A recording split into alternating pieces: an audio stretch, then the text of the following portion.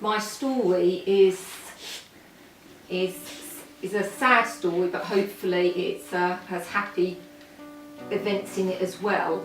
I thought it would never happen to me. I was always a happy, bubbly person and didn't worry about anything. And I could have everything I could hope for, a wonderful family and a wonderful house. So how could I be depressed? That's a question that people are asking me. You don't look depressed, so how can you be depressed? I felt like saying to them, because it's not visible, I can't open my mind up and show them to say, have a look at my brain, it's not well, like you can with a physical illness. So that was a difficult thing to cope with people judging me, because whether it's a mental illness or a physical illness, they should both be treated with the respect they deserve.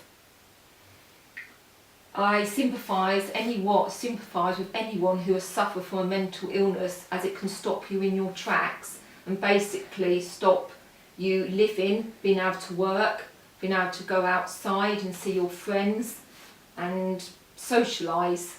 And that was very hard for me, because I do like to socialise and like to be going out and about. It was just a very difficult time, and I would like to share my journey with you.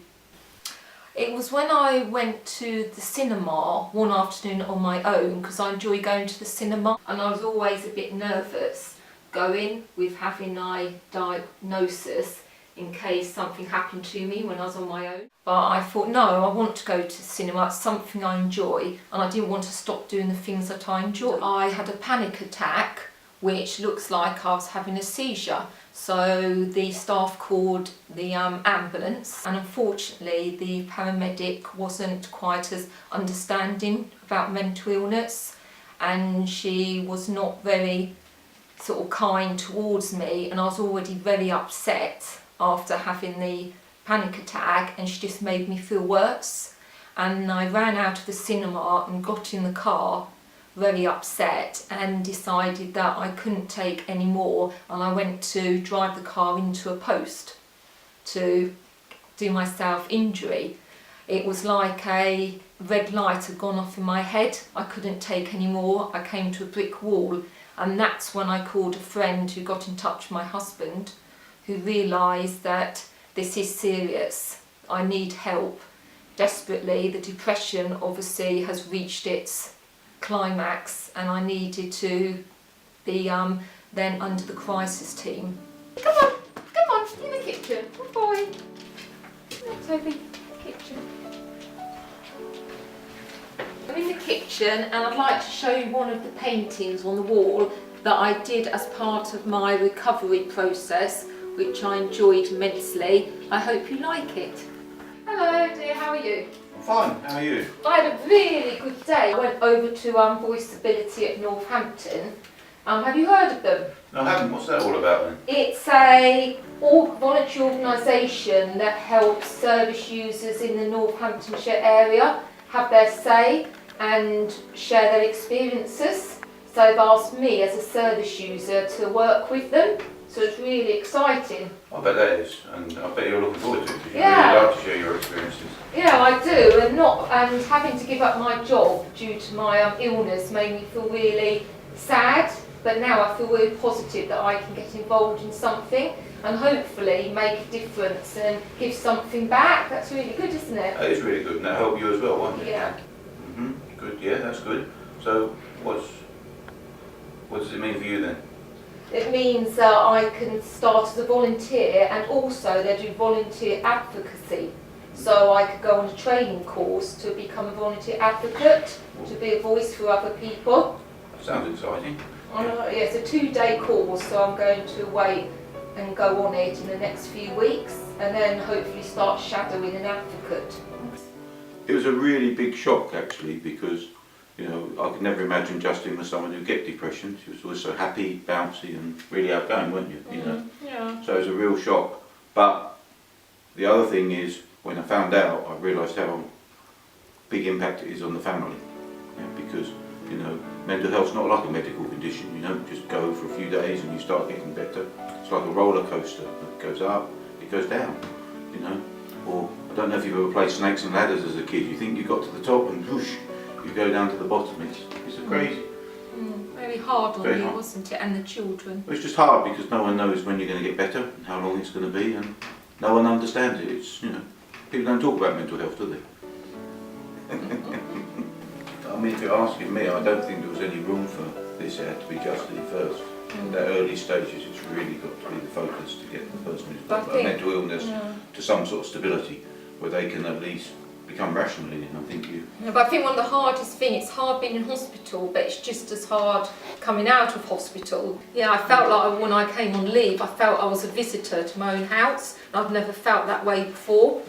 And that was a strange feeling, to feel that you're visiting your own home.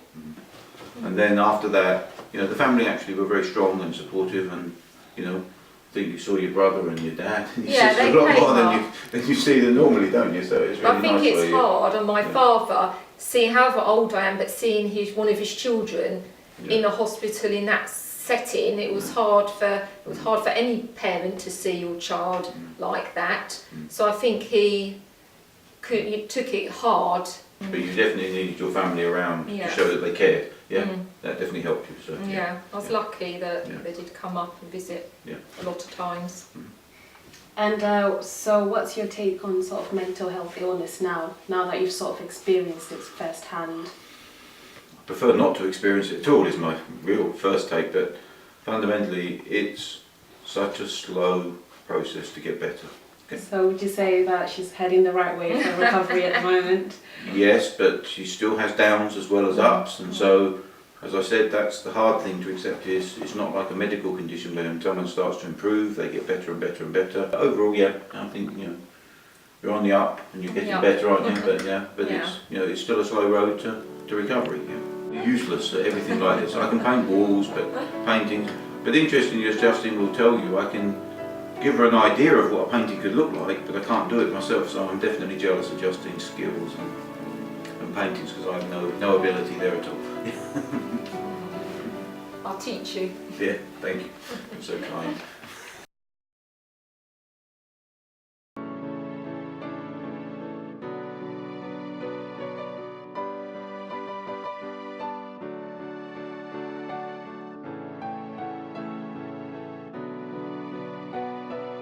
I thought I'd share with you a poem that I wrote while I was in the hospital, as I found writing my feelings and emotions down a very good way to get my emotions out. This is how I see my illness. It's called Hitting Rock Bottom. I was brought into hospital in a bad way. I had nothing to say. I had given up on life and I was unable to be a mother and a wife. I did not feel safe at home. I hate being in mental torment. I do not like who I've become. I'm not the same person anymore. I feel I'm at war with myself. The doctors say I have severe depression. All I want is a vacation. The days in hospital have turned into weeks. Things are looking bleak. I have tried to self-harm and I've thought of ending my life. I stopped myself and realised my children will be without their mother and my husband without a wife. I am slowly beginning to mend and I feel I'm not going round the bend. It is not going to be an easy journey, as there'll be ups and downs along the way. But I'm trying to stay strong and I now have the determination to proceed, and I will succeed. I also wanted to talk about the adult education Learn to Be courses. Were very useful. They are run by the Adult Learning Service and work with Northamptonshire Healthcare. I was told about them by the occupational therapist at the hospital, and they are available to support people who have mental illness. They are in small group settings. They're an excellent way to meet new people and find out that you have a creative side to yourself. As I said earlier about my painting, I was lucky enough to have exhibited some paintings at a local cafe in Towcester, which I've managed to sell some of them, which is really good. So there can be positive things out of this very difficult situation. I found things that I'm doing I thought I'd never be able to do. So there is hope, and it's not an easy journey, and it's all baby steps, but you will get there and you can make some good out of a very difficult situation. So good luck and all the best.